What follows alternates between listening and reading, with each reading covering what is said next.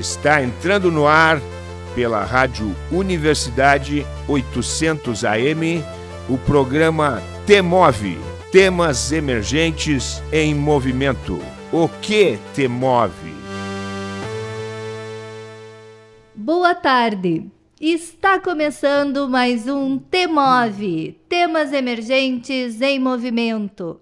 Eu sou a Maria Aparecida Azolim, pedagoga da Coordenadoria de Tecnologia Educacional, e apresentarei o programa de hoje aqui nos estúdios da Rádio Universidade 800 AM. O programa T-Move, Temas Emergentes em Movimento, é um projeto da Coordenadoria de Tecnologia Educacional da UFSM, vinculada à Prograde, Pró-Reitoria de Graduação. Proporcionamos aqui um espaço de conversas e troca de ideias, através de entrevistas com os palestrantes do Temas Emergentes e muitos outros convidados. O nosso convidado de hoje é o professor doutor Adalberto Dutra Rossato. Seja muito bem-vindo, professor Adalberto. Prazer estar aqui, uma boa tarde a todos e espero fazer um bate-papo bonito para os ouvintes. Com certeza será. Um pouquinho do professor Adalberto. É professor universitário, livre pensador, doutor em filosofia da educação, mestre em educação, ambos pela UFSM, psicopedagogia pela Unifra, filosofia pela Unifra, educação artística, artes plásticas pela UFSM. Tem livro publicado com o título A Arte da Superação, com o pseudônimo O Conde de Amsterdã. Artista, escritor e poeta, nascido em Santa Maria, Rio Grande do Sul. Integrante do grupo de pesquisa Formação Cultural, Hermenêutica e Educação, o GPForma, coordenado pelo professor doutor Amarildo Luiz Trevisan, aqui da UFSM, e do grupo de pesquisa Quitanda, Intercultura e Educação, coordenado pelo professor doutor Valdo Barcelos, também aqui da UFSM, sendo ambos os grupos de pesquisa cadastrados no CNPq.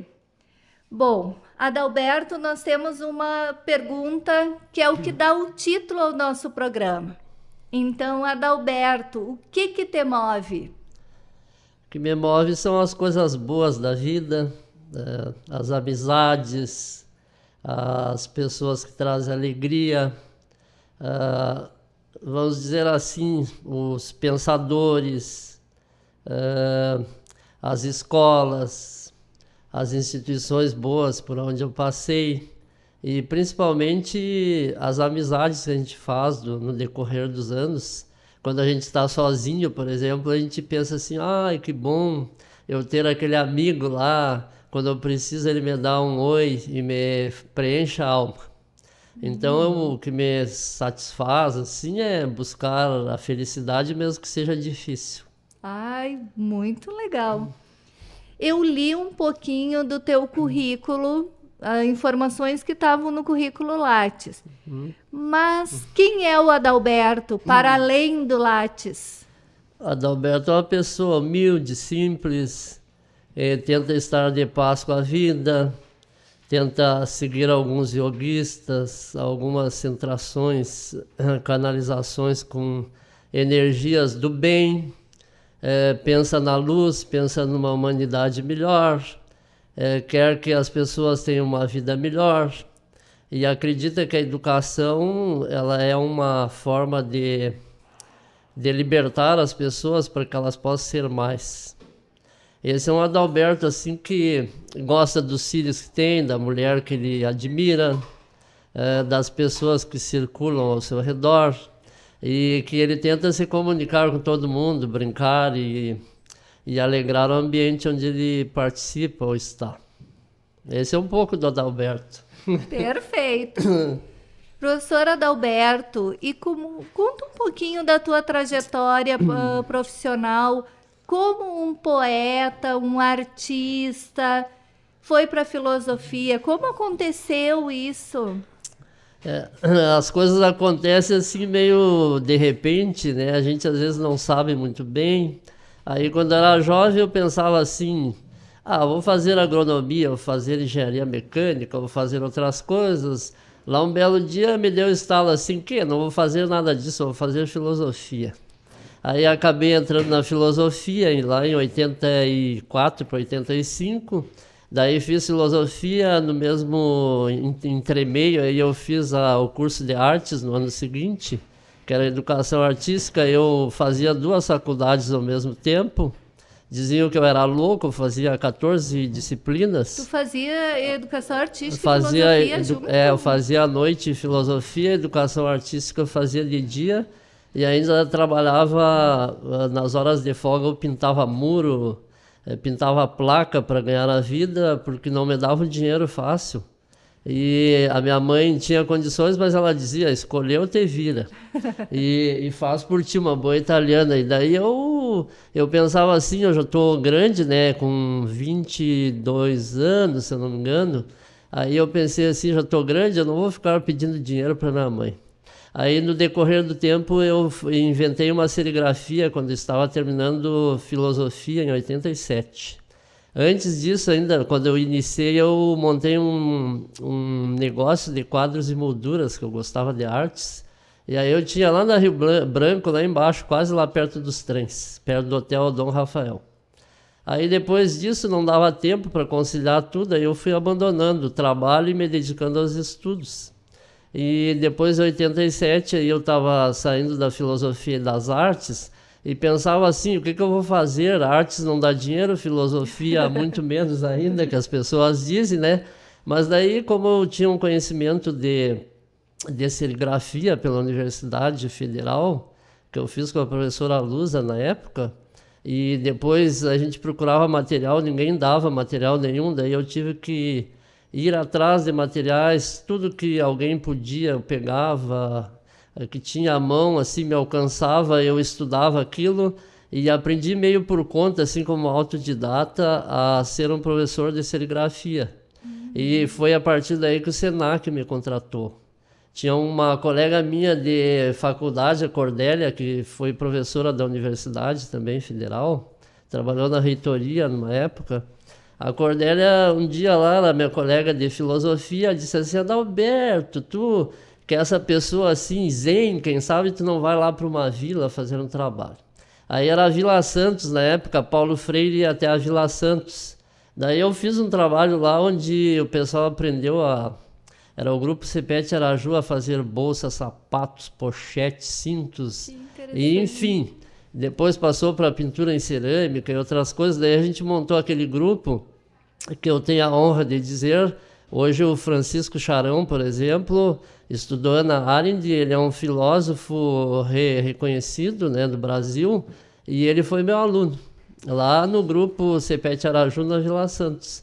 Ele nem pensava em estudar, daí eu chegava lá e não sei o que eu fazia, o que eu dizia, que todos eles começaram a estudar depois e alguns terminaram o doutorado até antes de mim, né? E depois eu terminei o doutorado até por vergonha de não ficar para trás dos meus alunos. Ai. Por que é importante trabalhar a filosofia na escola? A filosofia, eu acho que ela deveria ser trabalhada na família já, que é uma primeira escola. E ela é importante até porque ela faz com que as pessoas possam adquirir uma racionalidade mais lógica dentro de um mundo que é ilógico e que não tem lógica nenhuma. Mas para que a gente possa assim, entender a filosofia melhor, ela dá assim, uma garantia de pensar de uma forma mais racionalmente, onde ela vai conduzindo a pessoa a ter um melhor raciocínio naquilo que ela está pensando. Por exemplo, ela pode começar a pensar desde pequenininha o que o Estado vem fazendo com as pessoas. Se o compromisso do Estado é dar os direitos e garantir os direitos às pessoas, o que leva o Estado nobre que nós temos e de uma elite de pensadores não dar condições de vida a essas pessoas que precisam dessas condições de vida?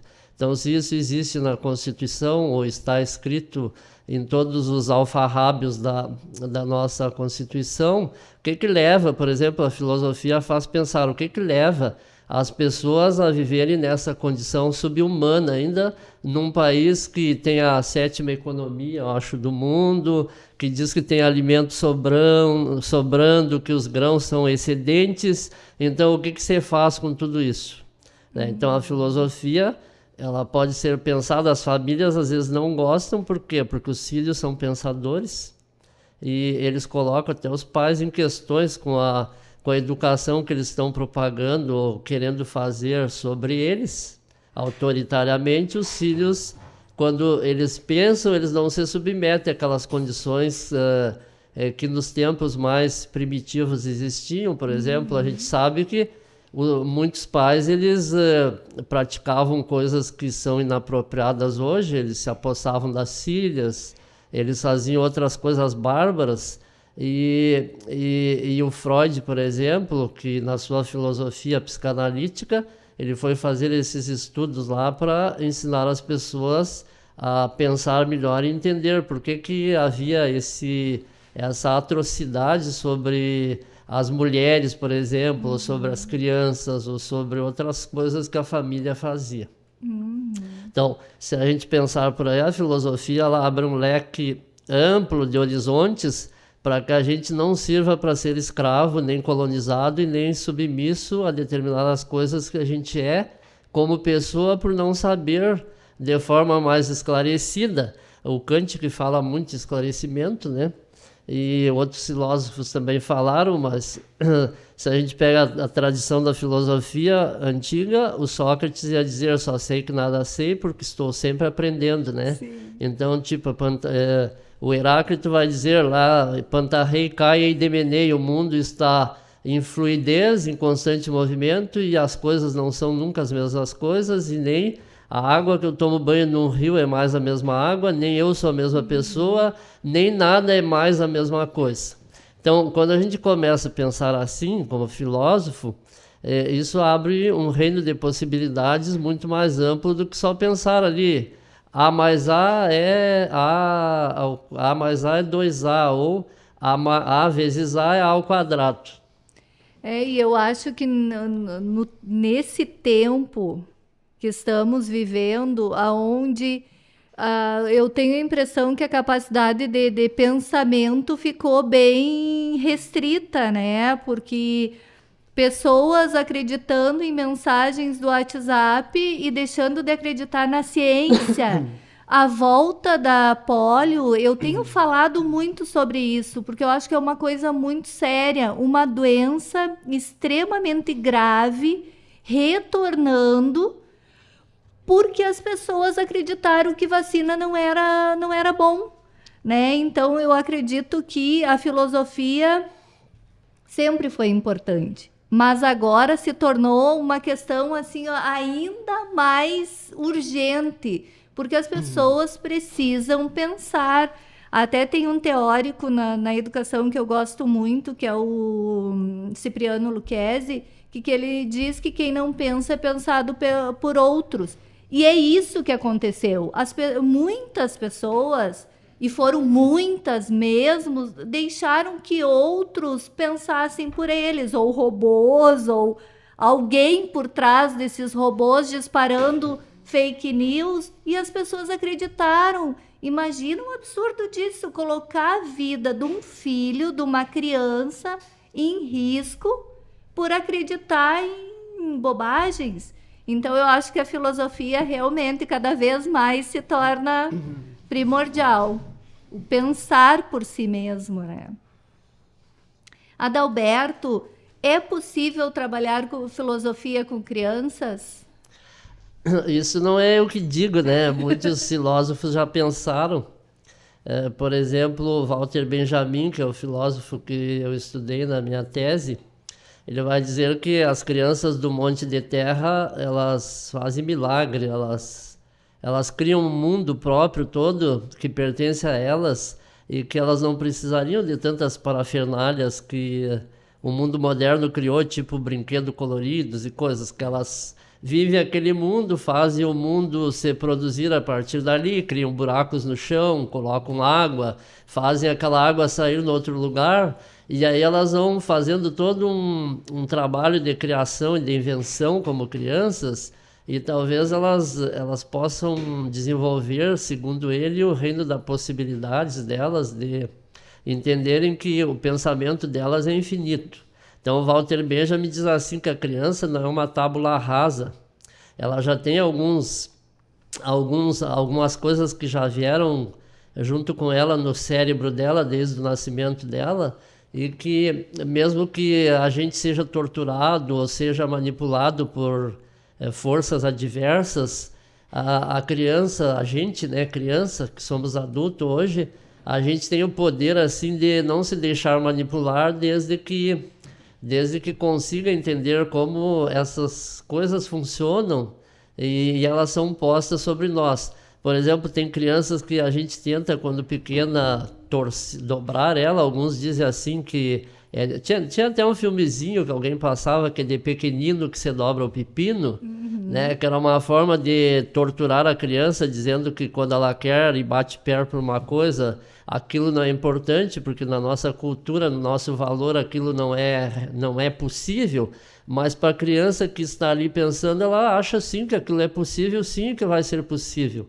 E eu observo muito as crianças, hoje elas dizem para mim assim: eu falo inglês, estou querendo aprender italiano. Eu digo assim, que maravilha. Brinco em italiano, que eu entendo um pouco, né? Em inglês outro, e daí elas vão falando comigo e eu vou brincando e eu vou vendo assim que elas têm uma possibilidade infinita, a mente delas é aberta. É aberta para um mundo que os adultos não conseguem penetrar. Digamos assim que elas têm um código aberto que captura tudo. E nós temos um código mais fechado que já não entra tudo, até porque nós já fomos fechando esse pensamento aberto devido às circunstâncias que nós vivemos e à cultura que nós tivemos também. E a criança, ali 2, 3 anos, 4, 5, na idade que às vezes ainda não foi para a escola, ela é completamente aberta, né?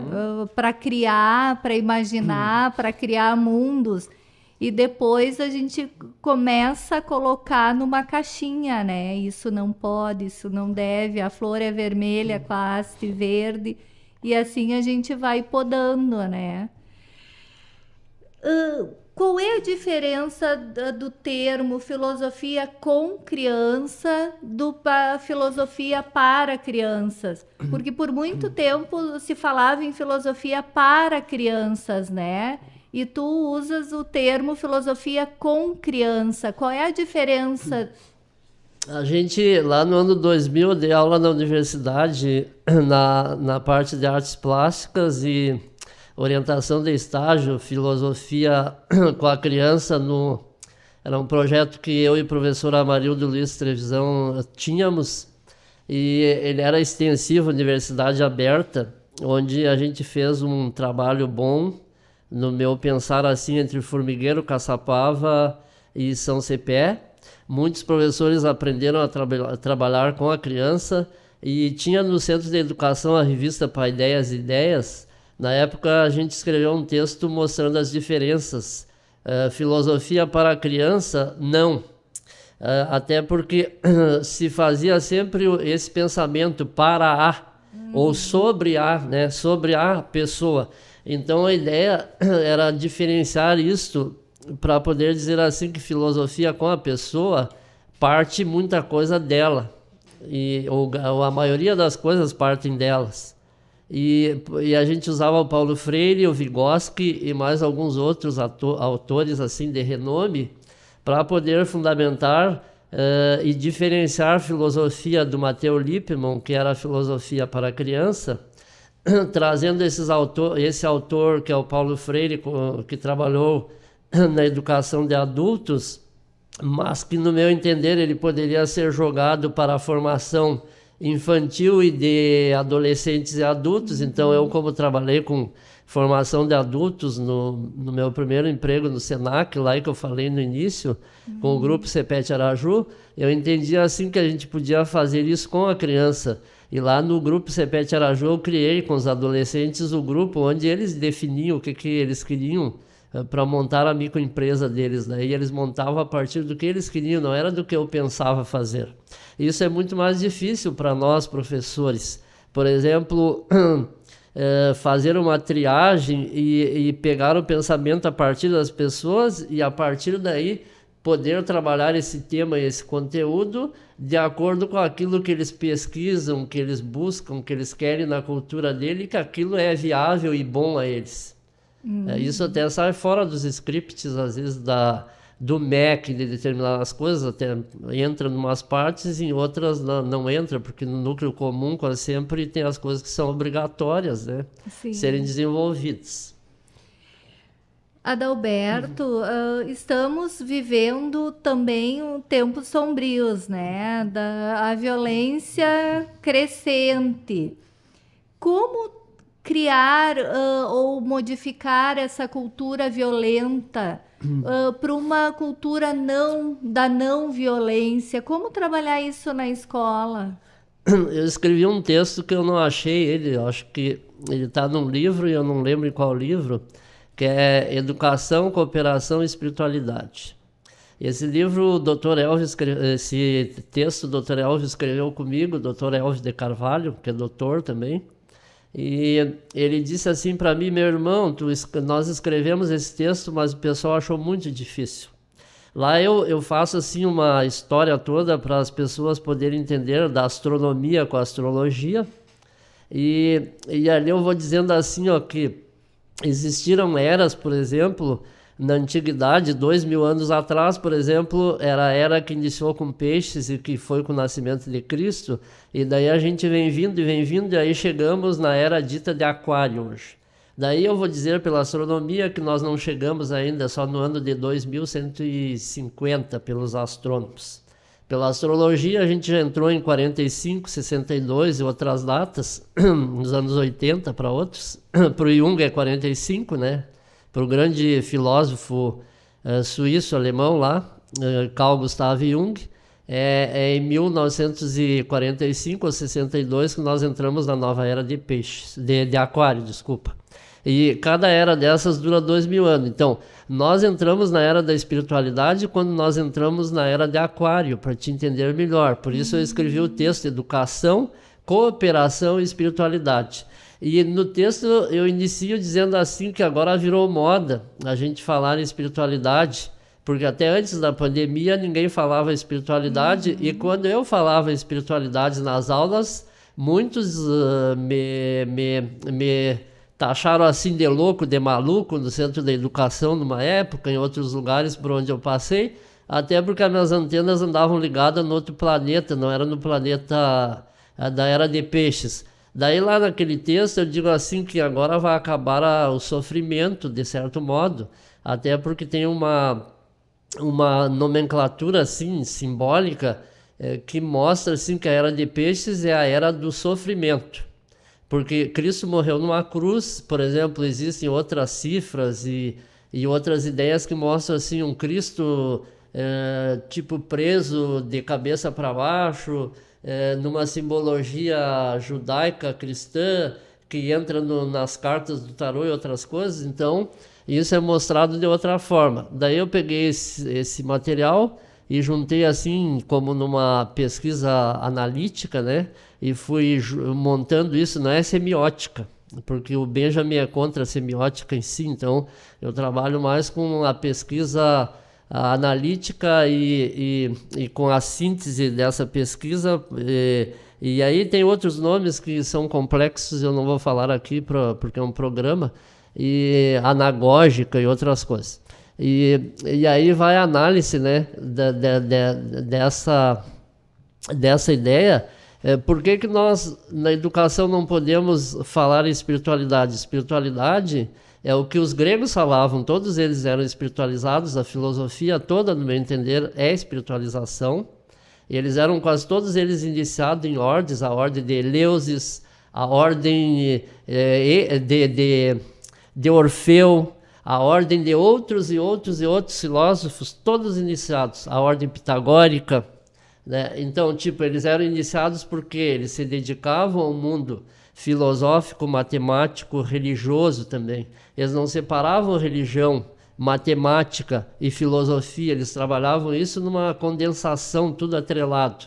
E quando eu falo isso, os filósofos ficam loucos, porque os filósofos também, eles sempre entenderam isso separado, porque o mundo ocidental, ele é um mundo doente, ele é patológico no meu entendimento, como psicanalista, ele é um mundo doente porque ele trabalha tudo separado, como se corpo e alma fosse possível dissociar e separar. Isso mesmo. Quando eu venho para o Benjamin, eu digo assim, um dia eu brinquei com o professor Valdo, que é meu amigo do coração, né? Eu disse assim, numa aula, quem disse que eu tenho que deixar tudo aquilo que eu aprendi quando eu chego na universidade para lá da porta? Se na verdade eu estudei a vida inteira sobre isso, então quem vai me dizer que eu tenho que deixar essas coisas lá na minha casa? Como se o meu corpo tivesse que ficar lá. Isso é uma visão cristã ainda, doentia, que ela deixa assim o corpo separado da alma e do resto das coisas. E o Freud já trabalhou isso de forma separada para mostrar como que faziam as coisas, né? Como que o nosso corpo era constituído. O Salvador Dalí já desenhou fez a pintura daquela mulher cheia de gavetas, para dizer assim que era tudo umas gavetinhas, que tudo era um fragmento, que tudo era um pedaço. Daí pintou outras obras tentando mostrar, né, que esse ser humano não era tão sólido também assim como a gente imagina. Não, e essa separação não só na questão da espiritualidade. A nossa escola continua separadas em gavetinhas, né? Como se não fosse uma coisa só. Eu acredito que a escola deveria trabalhar sobre vida. Então, vida. Na nossa vida, a química, a física, a matemática, o português, a história, a geografia estão presentes no nosso dia a dia. E que pena que a gente ainda continua separando na escola a escola da vida, né? Às vezes está estudando biologia e o aluno vendo todos aqueles nomes e aquelas fórmulas, aquelas coisas de biologia e não sabe que está falando do próprio corpo, né? Então, que pena que essa separação... Um outro dia eu brinquei assim, Maria Aparecida. O professor trabalha a circunferência em matemática. Uma circunferência é 360 graus e a metade dela é 180 graus. E eu brinquei assim, por que não se pega a roda de um carro, a roda de uma carreta, a roda de uma bicicleta e não mostra para a criança como que isso é na prática? Então, assim, falta um pouco, às vezes, de interesse nosso também, né? de mostrar essa imagem simbólica na realidade prática. E no momento que a gente mostra isso para a criança, eu não sou professor de matemática, né? Mas como na filosofia a gente estuda matemática também um pouco, os filósofos antigos, Pitágoras, foi o criador e considerado o pai da matemática, né? Criou a Tetrácteis e outras coisas mais, e criou os números de 1 até 10, os números racionais, dentro de uma condição de perfeição. Então, toda essa numerologia, ou essa matemática, ela pode ser dada de modo prático, desde que o professor ele ache um caminho viável para fazer isso. É um exemplo apenas, né? Para sair desse estado de não violência. Tu perguntasse antes, né? O que é a não violência para mim? Para começar, como filósofo, o nome não combina. Por exemplo, a violência nunca pode não ser a não violência. Tu já pensou isso? Quando a gente pratica a violência, o termo é equivocado, não violência. Então, não existe como a gente praticar a violência e depois dizer não violência. Entendeu, né? Então, tem que usar outro termo, por isso que eu uso assim, em antítese à violência, contra a violência. Então, por exemplo, o que a gente pode fazer é uma prevenção à violência. Por exemplo, tu falasse muito bem... Uma educação para a paz, né? O que leva as pessoas a não se prevenirem, por exemplo, e não tomarem uma vacina? É a ignorância, devido a todas essas falsas informações que são propagadas, e que eu acho que num país sério deveria ser mudado a forma de permissão de veicular essas coisas nas mídias. Deveria ter um controle, por exemplo, se eu não me engano, na Alemanha não veicula nada disso. Em outros países sérios assim não é permitido esse tipo de informação mentirosa. Mas talvez o Brasil, como pega os resquícios do mundo estadunidense, né, e que nos Estados Unidos veiculam algumas informações mentirosas às vezes, isso virou praxe, assim, chegou no Brasil via norte-americanismo, e daí nós, por tabela, não temos ainda os antídotos e as prevenções contra essas forças opressoras, então não conseguimos sair fora dessas ideias ainda. Mas acredito que o Brasil vai chegar lá. Tomara. Adalberto, a nossa conversa tá muito interessante, mas nós vamos ter que fazer um pequeno intervalo, mas já voltamos.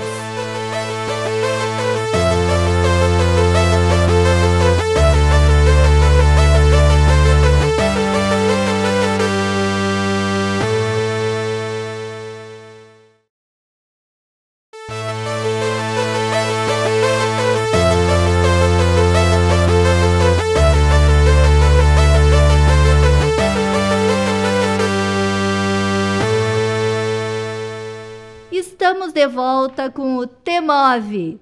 Para você que ligou o rádio agora, seja muito bem-vindo e seja muito bem-vinda. Você está ouvindo o programa T-Move pela Rádio Universidade 800 AM. Hoje, com a presença do professor doutor Adalberto Dutra Rossato. O T-Move é um programa de conversas e troca de ideias através de entrevistas semanais com os nossos convidados. Trataremos sempre assuntos sugeridos pelos parceiros dos temas emergentes.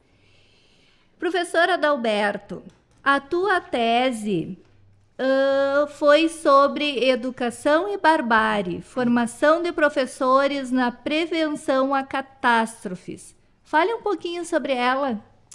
No primeiro capítulo eu tento trazer um Walter Benjamin, que é o autor base que eu uso, né, que norteia a pesquisa. Um Walter Benjamin assim diferente daquele que foi propagado até agora, até porque a maioria dos livros dizem que o Walter Benjamin era mal sucedido até com as mulheres. Aí eu vou dizer lá que não é bem assim, que Walter Benjamin era amado pelas mulheres e que ele vivia a vida da forma que ele achava mais sensata viver, que ele era um cara que ele vivia na contramão de algumas coisas e por isso ele pagava o preço que ele pagou. E talvez eu venha divergir de muitos autores e comentaristas e críticos e biógrafos que escreveram sobre Walter Benjamin, até porque eu li muitas dessas biografias e daí, como tu sabes, né, Maria Aparecida, a gente vai montando o mosaico de novo e daí vai criando uma nova tessitura para formar esse novo texto dentro de um outro contexto. E foi o que eu fiz. Então, tratando-se assim da barbárie, eu quero dizer que é bárbaro as escolas estarem fechando, por exemplo, a barbárie está no campo e na cidade. Você sabe que hoje fecha 11 escolas por dia na zona rural? Nossa! Isso equivale a 3.140 escolas assim por ano na zona rural. Claro que alguém vai dizer assim, tá, mas o povo da zona rural debandou para a cidade. Eis o êxodo rural, né? E a cidade está comportando todos esses ruralistas que vêm para cá. Então, é uma questão de política econômica e de sociedade que está voltada para uma outra forma de desassentar a pessoa do mundo rural, por exemplo, e trazer para a cidade. Então, vamos dizer assim que a cidade está querendo colonizar o ruralista.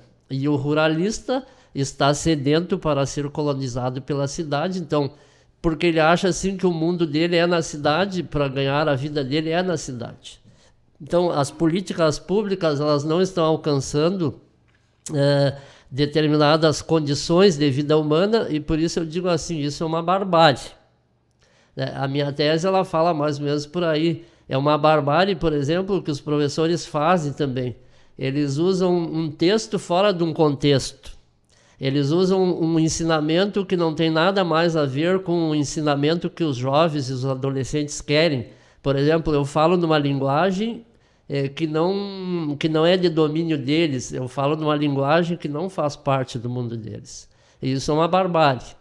Então, lá na tese, eu vou dizer assim, que para a gente se prevenir a isso, a gente precisa estudar muito, ler muito, para poder entender, por exemplo, como se originou a barbárie. Cada monumento de cultura onde tem um herói com uma espada na mão está mostrando ali a barbárie que foi cometida. Mataram gente, destruíram cidades, fizeram horrores e o herói está ali. Mas o herói era necessário, para dizer assim, que ele era importante para apaziguar aquela tragédia toda e a partir dali dar um rumo para que aquele mundo fosse acertado de novo. Então, por isso existiram heróis, monumentos, mas esses monumentos sempre foram bárbaros. E a barbárie, então, ela tem como... Ela tem o princípio de dar origem à catástrofe. Porque depois desse mundo bárbaro, e ele não se organizando direito, por exemplo, eu vou dizer lá que eu peguei o barroco alemão do século XVII, que o Walter Benjamin fala sobre no livro A Origem do Drama Barroco Alemão, que é de 1919 ou de 1925, para algumas traduções. O Walter Benjamin escreveu uma tese que foi rejeitada, repudiada mais de uma vez por duas bancas, e o trabalho dele se tornou inédito no mundo, por isso eu busquei o Walter Benjamin. Até porque eu descobri que nos escritos dele havia assim, os tratados sobre a barbárie, e por que o professor que era levado à escola de bonde, puxado por cavalos, agora não precisava mais ele ser levado à escola e nem mais ser puxado por cavalos. Porque mudou uma situação, mudou uma era. Mas a modernidade, por exemplo, ela respeitava o professor... Antes da modernidade, respeitava-se o professor, para o Walter Benjamin, muito mais. Depois do mundo da modernidade técnica, tecnológica, o professor foi um tipo assim, considerado um esfarrapado para muitas ideologias de dominação. Então, o que o Walter Benjamin questiona é esse tipo de professor que foi tipo estraçalhado. Aí o Benjamin vai dizer assim, precisamos recuperar essa figura porque ela é o poder mais importante, porque o intelectual é aquele que pode fazer a virada. Ele pode fazer a retomada e recontar toda essa história de novo. O que é recontar essa história de novo? É não acreditar, é ler e ler e ler e ler até entender que a historiografia é uma farsa para o Walter Benjamin. A historiografia oficial dos países, para ele, não é muito relevante, porque cada um escreveu aquilo que era elogioso, era lindo, fazia diferença àquela pessoa e que dizia que ele era um herói, um deus, assim, e que dava, todas as regalias àquele ser, mas não dizia das atrocidades, as barbáries que foram acometidas a toda aquela gente que morreu, e por isso Walter Benjamin retoma esse ponto. Então, estudando ele, eu tentei retomar na minha tese essa ideia de que a barbárie ela está em todo lugar. Ela está rondando o campo e a cidade, ela está pertinho de nós, e depois do século XVII ela chegou com muito mais força, e o Estado soberano ele é o responsável por isso ainda, por Walter Benjamin. O Estado soberano, quando se formou, por exemplo, tinha antes a igreja mandava, e o Estado ao seu lado também mandava um pouco, mas daí em 1540, com o protestantismo, por exemplo, que havia briga de religiões, né, entre o Vaticano ortodoxo e a igreja protestante de Lutero, aí começou uma revolução onde duas religiões disputavam espaços e matavam pessoas para ganhar espaço, e uma barbárie surgiu, e daí teve o surgimento do Estado moderno, e esse Estado moderno, quando surgiu, ele tinha a figura do usurpador. O usurpador era tipo um imperador, um príncipe, que era uma figura abstrata, assim, que não servia para muito ou para muito pouca coisa, mas que depois, quando o Estado moderno foi se estabelecendo, essa figura tinha o poder de fazer o bem, mas o que ele fazia? Ele, em vez de praticar o bem e praticar as coisas que eram justas, ele começou a fazer as exceções. Então, hoje, fazendo um paralelo, nós vimos aí o autoritarismo anterior às eleições de 2022 e todas as farsas na mídia, as mentiras, tudo que o mundo dos imperadores tentaram fazer e do autoritarismo, e o povo deu a resposta. O povo deu a resposta dizendo não queremos mais isto. Então, o estudo que eu faço, ele se centra aí. Então, o tablado que eu tento trazer para a educação é que nós vivemos num palco. E esse palco tem um imperador, tem um rei, tem uma rainha, e tem depois os discípulos, que são os alunos, e tem os aprendizes. E como que a gente vai fazer para que esse palco não continue sendo esse palco tirano? Claro que é uma leitura complexa, né? Uma leitura de filosofia, não é uma leitura para qualquer um entrar assim e dizer assim, isso aqui é de fácil domínio. Tanto é que na tese eu critico o Comênio, que foi o deus da educação por muitos anos, dizendo que o Comênio não precisava ter escrito, através do Walter Benjamin, né? Não precisava ter escrito livro para crianças, que Pestalozzi e muitos outros não precisavam ter feito grandes jogos para crianças. Muitos pedagogos estão preocupados em fazer jogos e jogos para crianças, e a questão que eu jogo é perguntando assim, será que eles precisam de tudo isso através do Benjamin? Ou quem sabe eles podem criar esses jogos e fazer essas coisas acontecer. Então isso é menos catastrófico no meu entendimento, e aí você dá assim, um passo de não violência com essa criança ou com esse educando, no meu fazer de professor. Seria a criação dos jogos com as crianças e não para as crianças. Exatamente isso, essa inversão da ideia. A partir sempre, por exemplo, eu uso muito Paulo Freire também, né, que eu faço um vínculo com o Walter Benjamin. Por exemplo, o Walter Benjamin escreveu antes do Paulo Freire, mas o Paulo Freire usou os frankfurtianos, ele usa Marcuse, usa o Erich Fromm em algumas passagens, e usa outros que ele não cita, porque talvez não interessasse na época que ele escreveu citá-los, até porque era muita perseguição. A gente tem que entender o contexto da época também. Paulo Freire foi, por milagre, eu considero assim que ele escapou vivo, porque o Anísio Teixeira, se não me engano, ele foi morto. Eu escrevi num texto aqui, num elevador ainda. Então, se a gente for ver, havia perseguição militar, ele foi expulso daqui. O Benjamin, havia perseguição nazista, ele foi fuzilado pelos nazistas mais tarde, quando tentou fugir entre a Espanha ali, os Pirineus lá, ele tentou fugir para passagem para a França e eles pegaram. Foi ele que foi morto um dia antes de acabar a Segunda Guerra? Não foi ele? Ele foi morto em 1940. Não foi. Troquei. Não foi. Mas foi morto pela perseguição nazista, tanto é que a polícia da Espanha e da França, que entregou ele para os nazistas, quando conseguiram capturá-lo, entregaram ele e abriram as portas para o povo passar, porque estava livre. A figura que eles queriam era o Walter Benjamin, porque ele era um escritor que eu não considero ele comunista, porque ele não compactuava com o partido e não se filiou a nenhum partido comunista.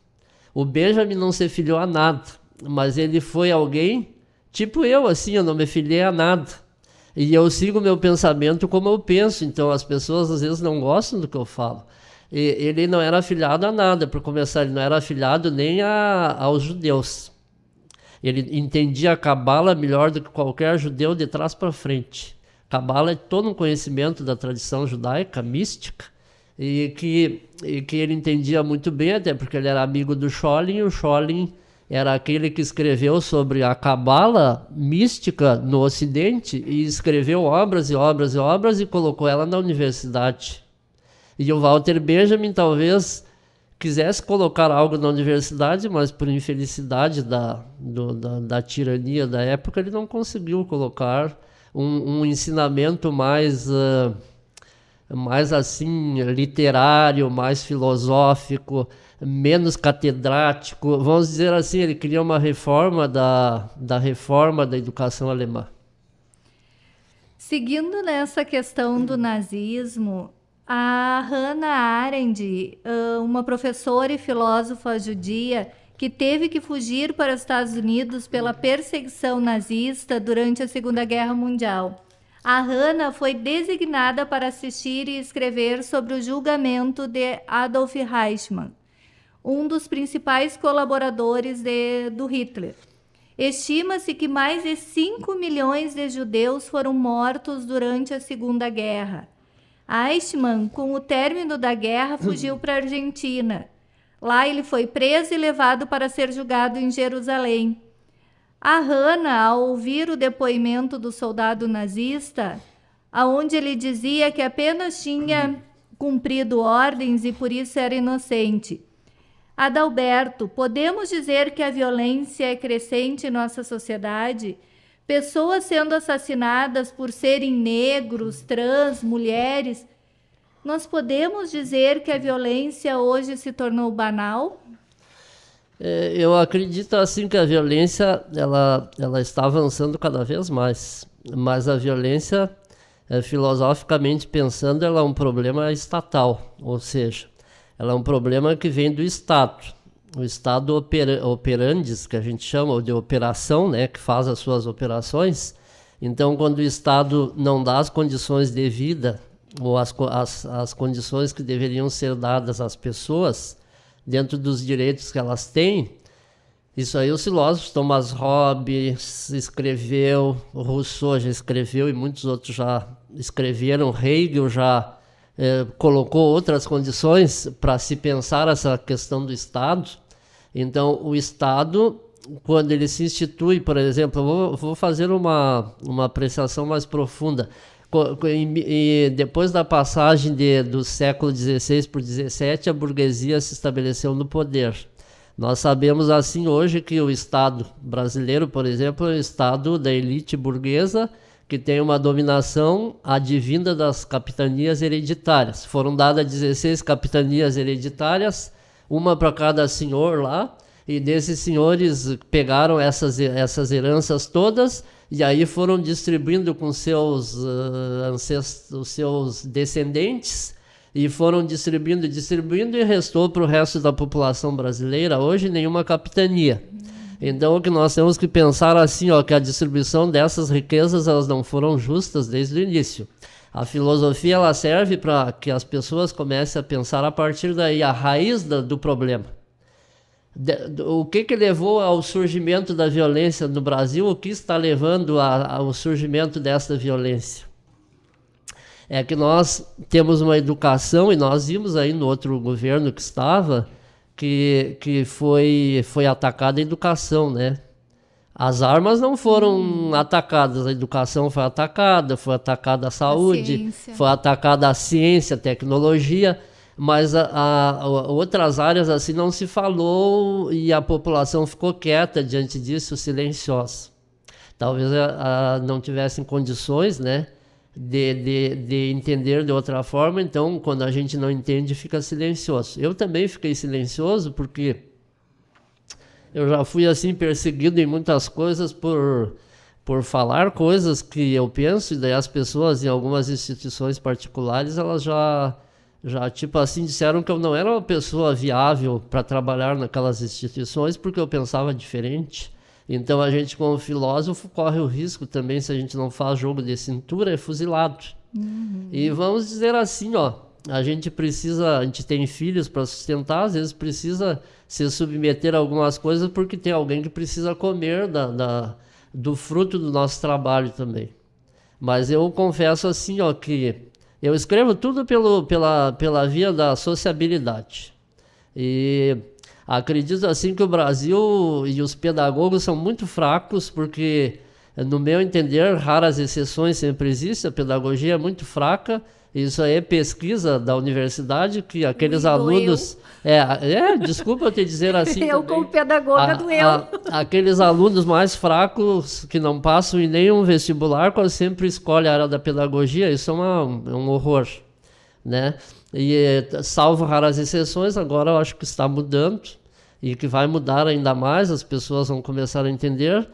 Nós precisamos, assim, o que a gente leva dessa vida, porque a única vida que existe, no meu entendimento aqui na Terra, é esta. O que a gente leva desta vida é o conhecimento. Eu acredito, Adalberto, que não é só um problema da pedagogia, é um problema em si da educação em todos os termos, da educação pensando no sentido amplo, que forma o médico, que forma o engenheiro, que forma todos os profissionais. Se a gente pegar, esse é um exemplo que eu também uso bastante, se a gente pegar no Brasil o número de farmácias e comparar com o número de livrarias, a gente consome muito mais remédio do que livros. Então, o problema, eu acho que é mais profundo, não é só na pedagogia, é um problema na educação e cultural. Nós não temos uma cultura de leitura. Então, qual é o profissional que vai ser um profissional top se não leem? A leitura é a base de tudo. Eu peguei no pé da pedagogia para as pessoas lerem mais. Porque tu pode ver assim, na filosofia as pessoas leem muito. Talvez não pratiquem tanto. A pedagogia pode ler menos, mas pratica mais. Então, né? Pratica muito mais na sala de aula. Eu fiz para te provocar mesmo, eu sempre provoco. Eu gosto de provocar. E eu gosto de provocar até porque quando eu provoco as pessoas se acordam. Por exemplo, ali na minha tese eu digo assim, ó, a educação que nós temos do jeito que ela serve para muito pouco. Ou ela serve para sustentar o status quo de dominação, ou ela serve para muito pouco fora disto. Nós sabemos assim que a educação ela é todo engodo, né? Eu uso ali o Enguita, tu falasse antes, ó. O Enguita diz assim: nós vivemos numa escola toda fechada, cheia de muros, cheia de grades, pior do que uma prisão. E eu assim, ó, eu não gosto de generalizações, né? Eu acho assim, ó, que a gente não pode dizer, né, as áreas estão deficitárias, porque cada área tem os seus profissionais que são excelências, que são extremamente competentes. Mas eu acredito que em termos de cultura, a nossa cultura não privilegia o estudo, a ciência. Por que uma fake news, um governo contra a ciência conseguiu fazer tanto efeito? Foi um problema só do governo? Não, porque as pessoas acreditaram. Ele só teve força porque as pessoas acreditaram. Então, eu acredito, assim, ó, que é uma questão muito forte da nossa cultura. E para que a gente mude essa cultura, só é possível se as pessoas mudarem, né? E aí é passo de formiguinha, cada um mudando. Às vezes, quando eu trabalhava com criança, com a alfabetização, ou com os maiores, chegavam as mães e me perguntavam: o meu filho não quer ler, o que eu faço para o meu filho ler? Leia, né? Se eu quero que os meus filhos tenham gosto pela leitura, eu vou ter que ler. O meu filho ou a minha filha vai ter que me ver lendo jornal, lendo uma revista, lendo. O problema é que eu acredito assim, que agora é a cultura, né? É só WhatsApp, é só Facebook, é só redes sociais, e o livro, pode ser livro virtual ou livro físico, vai ficando de lado, e a gente precisa de mais leitura, porque a leitura possibilita que abra, né, os horizontes, que abra, né, que possa ver outras possibilidades. Então, eu acho que é possível sim mudar uma cultura, mas... Tu sabe bem, se tu é psicanalista também, se eu não estou enganado, né? Sou. A psicanálise diz assim, as crenças que a gente tem, tudo que a gente aprendeu, os valores que a gente foi somatizando ao longo dos anos, eles caem por terra quando a gente muda essas crenças. Então, o que nós precisamos é mudar as crenças que nós temos. Mas, claro que a gente não pode perder de vista assim, ó, que existem fatos, né? A história ela está sendo feita a cada instante e ela está sempre dizendo assim para nós, ó, a violência existe, a gente sabe, quando põe o pé para fora da porta sempre é perigoso. Mas o que a gente pode, como filósofos, ó, ou como pensadores da educação, começar a pensar é o que levou a tudo isso, né? Por exemplo, o que eu quero dizer, ó, é que existe uma cultura instrumental toda que ela foi levando a tudo isso, que a gente entrou no barco e tipo, pegou os remos desse barco e foi remando e não foi se dando conta de que havia toda uma instrumentalização por detrás e algum interesse muito maior de países distantes, que isso fosse sendo desenvolvido dessa forma para que a gente fosse mais colonizado, ou mais pauperizado, ou mais massacrado. Né? Nós falamos tanto na filosofia, mas a tua outra formação é artes. Acho que vai dar tempo de mais essa perguntinha, eu te peço para te responder assim, mais sucintamente. Qual é a importância das artes, Adalberto, na educação? A importância das artes na educação, para mim, ela é fundamental porque ela mexe com a sensibilidade e a sensibilização da pessoa. Então, ela vai fazer assim que tu olhe o mundo de uma forma diferente. Digamos assim, eu sugiro um tema assim, a brisa. Tu nunca pensou como representar a brisa, ou o consumismo. Consumismo voraz, por exemplo. Tu nunca pensasse isso, mas tu está numa aula de arte comigo, eu sugiro para ti fazer isso, representar isso. Aí tu vai te dar conta assim que a brisa, como que eu posso fazer uma brisa? Como que eu posso fazer isso? Então vai aguçar a tua sensibilidade. E quando tu aguça isso, tu passa a ver o mundo de forma diferente. Paulo Freire diz, o mundo é o mundo que tu cria todos os dias, né?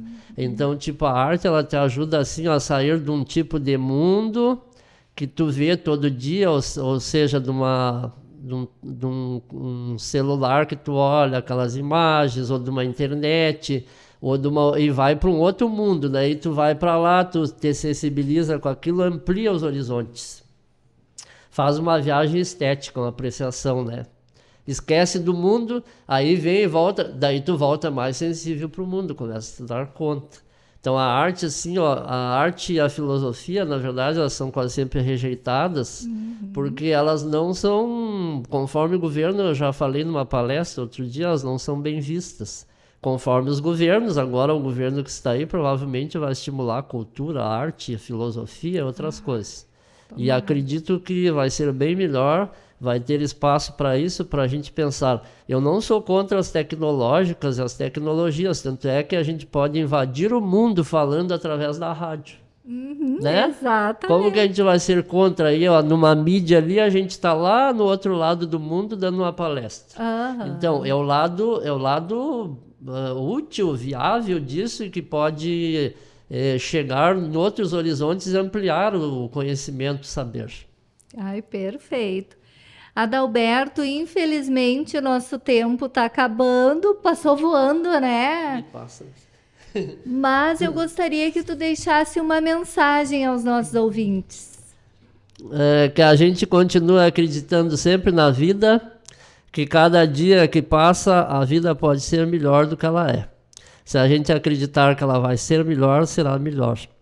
Às vezes a gente acredita que não vai ser melhor, daí não vai ser melhor. Mas a esperança, Paulo Freire dizia, né? De esperançar não pode morrer nunca. Nós precisamos ter a esperança de que o Brasil também seja um Brasil melhor. E eu faço parte dele todos os dias. Ai, perfeito! Adalberto, agradeço assim, ó, muitíssimo a tua disponibilidade, o teu carinho em vir aqui conversar conosco. Muito obrigada.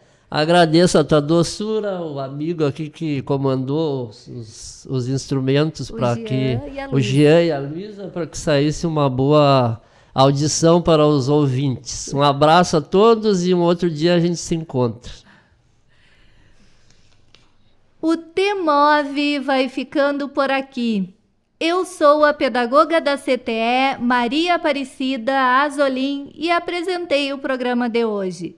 O nosso programa conta com a produção da comunicadora social Luísa Peixoto e da diretora da CTE, Lisiane Miller. Trabalhos técnicos de Giano Al e direção de rádio de Jonathan Ferreira. Você pode ouvir essa e as outras edições do nosso programa lá no YouTube. Acesse lá, youtube.com/capacitação digital UFSM. Lembrando que é sem o tio e sem o cedilha. Se inscreva no nosso canal, curta e compartilhe. E esse canal Capacitação Digital já está com quase 16 mil inscritos. Nós estaremos de volta na próxima semana, falando sobre os temas emergentes em movimento, aqui pelos estúdios da Rádio Universidade 800 AM. Desejo a todos um 2023 muito leve, feliz e com muita saúde. Até semana que vem!